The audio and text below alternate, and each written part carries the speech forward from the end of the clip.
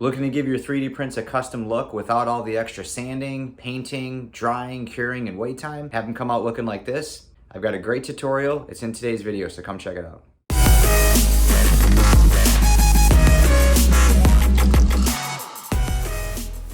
Hey, what's up everyone? Back at it again. It is DW Darkwing Dad. Today I'm going to be showing you a little process I use mostly for my bust and my minifigures and things like that I do. And it features rub and buff. So basically today what I'm going to be showcasing you is a nice little technique that I use for bust and minifigures and just a different way to approach things. Yes, you are still dealing with a little bit of aerosol, but it's not much. I do touch a little bit on proper spray technique, nozzle distance, wait time, dry time, things like that. Just because I've been seeing a couple of guys on the Discord, they're having issues with laying things on too heavy and they're running into some problems. So this video touches on that just a smidge. I was able to knock this piece out here. Primer, just 2 layers of paint, and then using my rub and buff technique to get it to look like that. This technique is a little bit different. Zero sanding.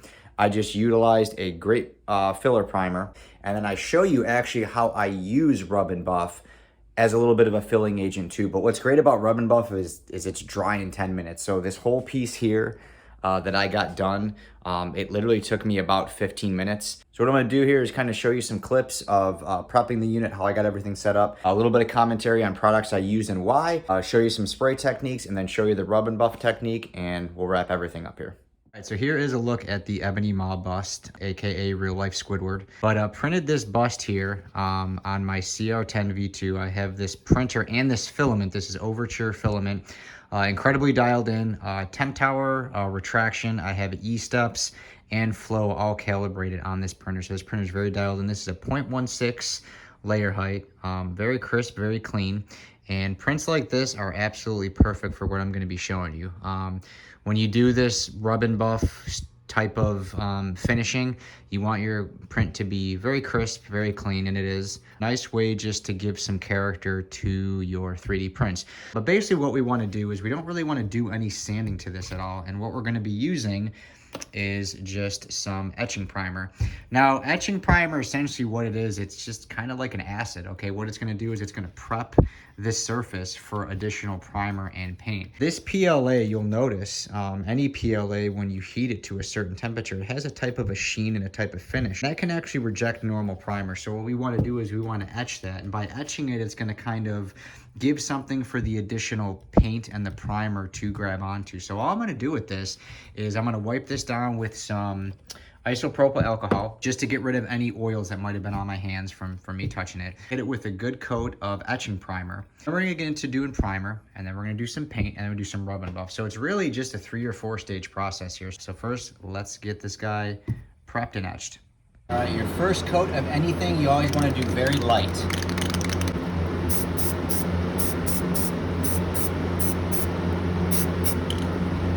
I like to keep things on a box, that way I can touch the box and just kind of spin it.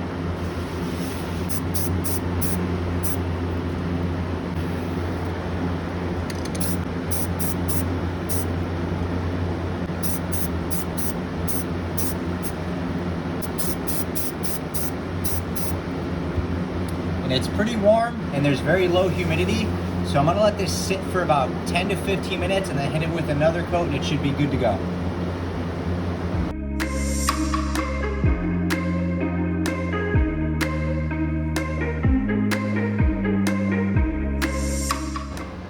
All right, so we got a good base layer here of etching primer, and you don't really need to go super heavy with etching primer. Its main job is not to fill. It's not gonna fill in any defects. It's not gonna do anything like that. It's really meant just as kind of like a buffer to etch and give something more for the top layers of primer and paint to grab onto. Put 2 coats on here, looks pretty good. So what we're gonna be doing now is moving on to the Bondo filler primer. So I'm gonna do a couple coats of that and show you how it looks. So we're basically going to follow the same rule of thumb. Our first coat's going to be a little bit lighter, and then we're going to put it on just a little bit heavier. This Bondo filler primer, I absolutely love it. It is lacquer based. It's a lot better than Rust-Oleum or anything like that. It is a little bit more pricier. However, it fills in a lot better, and it actually speeds up the drying time and curing time because it is lacquer based, whereas your Rust-Oleum filler primer is water-based, so that takes a little bit longer to dry and cure. This is actually ready to be sanded, and you can reapply anywhere from 30 to 45 minutes, which is awesome. So I'm gonna do a light coat here, get it covered, and show you how it looks.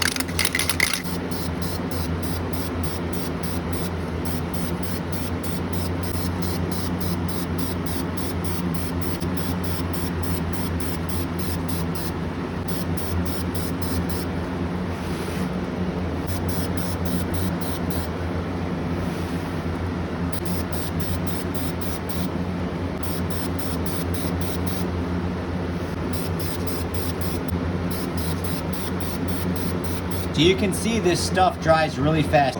You want to keep it, again, upwards of 6 inches away from the model. It really just depends the different angles and what you're dealing with. I pretty much kept mine around 6 inches away, but really I'm just going to leave this for about 10 or 15 minutes, nothing too crazy. It's sandable. It says 30 minutes. I like to wait about 45 minutes, but realistically, with as hot as it is right now, I can recoat this in about 10 minutes. It's very similar to the etching primer. If you don't put it on super heavy, it dries pretty quick, and you can actually, put another layer on. So I'm actually gonna repeat this process about 2 more times. I'm gonna let it sit for about 10 or 15 minutes, just put additional layers on and show you how it looks.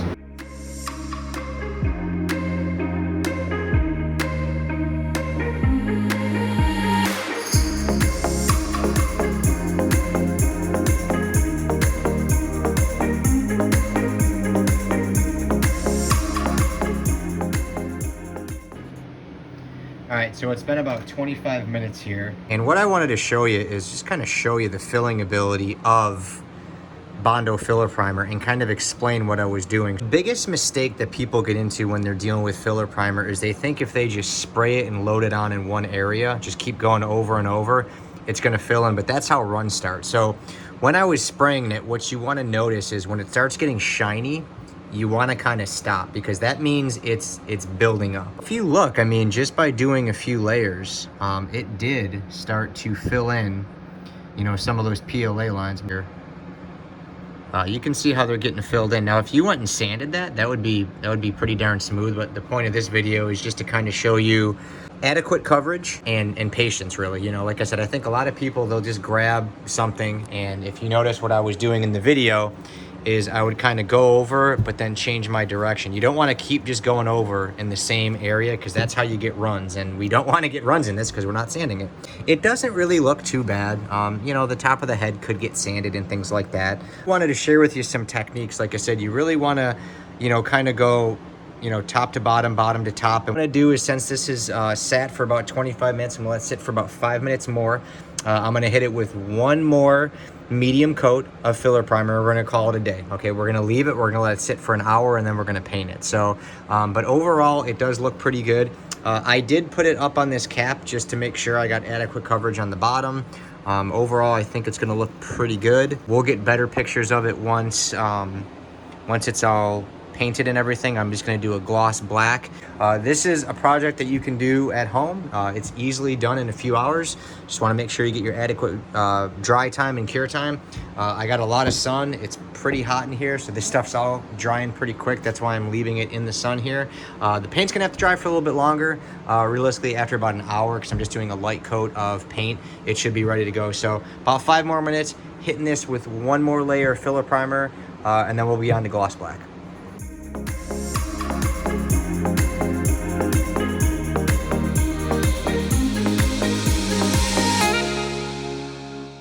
This is Captain Squidward, and this is after the 3 layers of the Bondo filler primer. And if you actually sanded this would actually come off really smooth, and it actually makes me want to sand it, but again, that's not the point of the video. So what we're gonna do now is, this is sat for about 45 minutes, it's completely dry, it's good to go.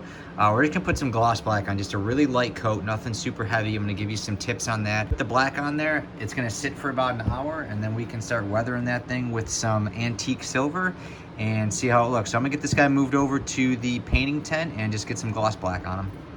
All right, so aerosol 101. Your first coat is always the lightest. We wanna put it on, we wanna keep the nozzle at least 6 to 8 inches away from it. Just do a very light misting fan. This is just something so that the paint can grab onto, okay? If you go too heavy, you get too close, you're gonna get runs, you're gonna get frying, you're gonna get cratering, things like that. We wanna do this very light in a misting manner over the whole model. I'm actually probably 12 inches away from this, so 6 to 8 was not even close. But when you get additional layers on, you don't want to hold the nozzle down more. You don't want to move it less. You just want to get it a little bit closer. Realistically, 6 to 8 is probably the closest you want to get it. This paint is actually warm, so it's actually spraying a lot better. And you want to be careful because some paints will react really bad with too much heat. Definitely with humidity, they'll react really bad. But this is actually coming out pretty loose because it's a little bit warm. But this is all we want to do for the first coat, is just get a nice little layer on there and really let this sit for about 20 or 30 minutes. You'll always notice that I mentioned wait time because that's really important. Apply to the touch in 20 minutes. I really like to wait a little bit longer. You don't want to push the envelope too much. That first layer, because it's a little bit lighter, yes, you could wait 20-25 minutes. I like to wait, like I said, just a little bit longer just to make sure. But it is pretty warm in here. It's not very humid. So I'm gonna let this sit for about 30 minutes. I'm gonna do one more coat. Then I'm gonna let it sit in an hour in the shed here where it's nice and hot, and then we should be ready for rub and buff. So I'm gonna let this sit. We'll come back, do another coat, see how it looks.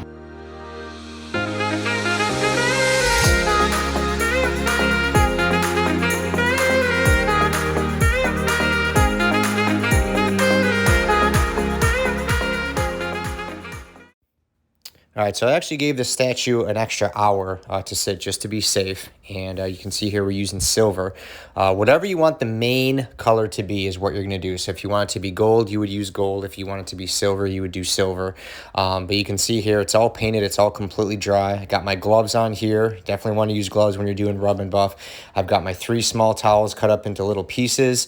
And then I've got a bigger towel just to kind of buff it all down with. But what you traditionally want to do with rub and buff is put it on very light and do almost like a not a misting, but like a very light brushing manner.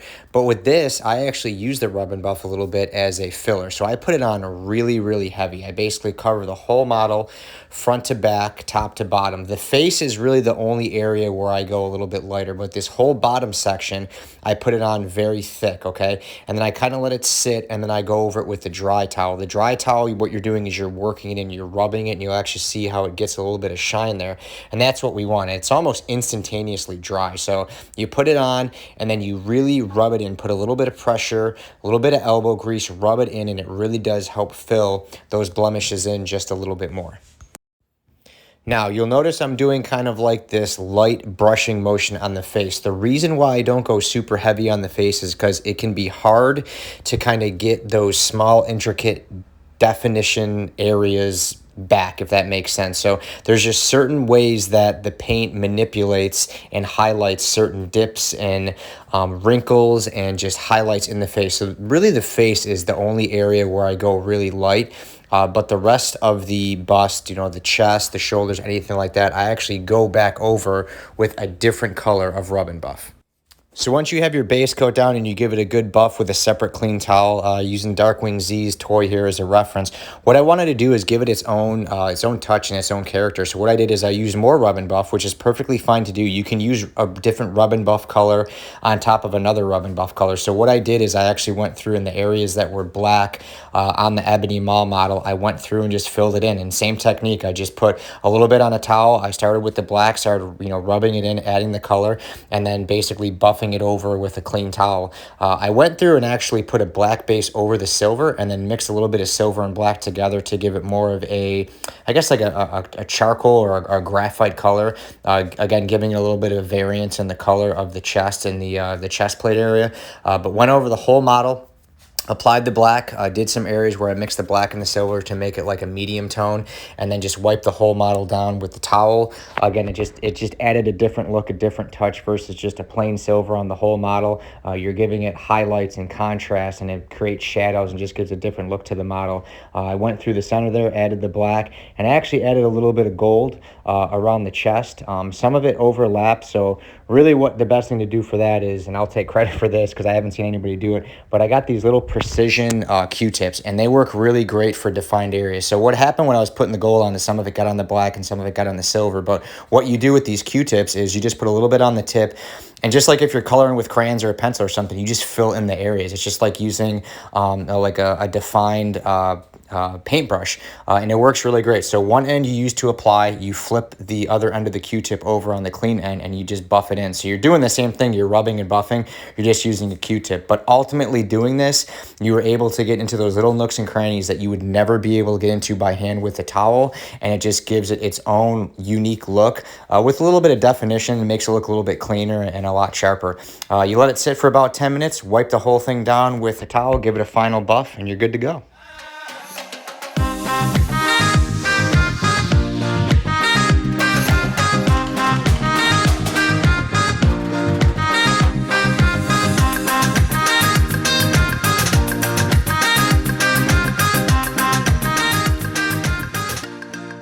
All right, guys, well, that's it for this video. Hopefully it gave you some tips and tricks that will help you not only for a project like this, but maybe in some of your painting adventures in the future. Again, I always try to give you guys as much as I possibly can because I know there's a lot of misconceptions out there. So I try to share the wealth and hopefully help you guys with your projects to save you some gray hairs and save you some headaches. But overall, I think this came out pretty good. Like I said, this was done in just a few short hours. The biggest thing that I had to do was just wait for the paint to dry. Depending on your setup, you can do this with just primer. You don't need to do the paint, which I really didn't touch on that. The gloss enamel really isn't 100% necessary. I really just did it just to fill in those PLA lines just a little bit more. Paint will fill it in a little bit to a certain degree. Luckily, this was printed at a nice layer height, and then obviously the combination of using that rub and buff as kind of a filler also worked out pretty well, and I think overall the piece has its very own unique touch and it looks pretty great. If you like this video or you find it helpful, please give me a thumbs up, leave me a comment, and let me know what you think. If you have questions on anything in the video, go ahead and leave me a comment. You guys know I will answer back. If you're on the Discord, feel free to leave me a message on there. You know I'll answer you back. I'm on there a lot trying to help you guys out and sharing new ideas and projects to not only help you guys, but to inspire and motivate you guys to do your best work, because that's what we all want. Any and all products that I used for this project, I will leave the link in the description. That way, if you're doing a project like this or something similar to it, you can pick up those products and get the same great results just like this one. If you're a subscriber to the channel, thank you so much. I do appreciate you guys supporting the channel. I will continue to pump out content that hopefully you guys can use in your 3D printing adventures. And if you guys have any ideas for me, like, hey, do this, do that, feel free to drop me a comment, drop me a line on the Discord. You know I'll do it. That's it for now, guys. Like I said, if you're a subscriber, thank you so much. If you're not a subscriber, click that subscribe button, join the party. We got lots of things on deck, lots of things coming up in the future. Be on the lookout for Vader 3. I'm wrapping it up this weekend. DW out, and until next time, I'll see you later.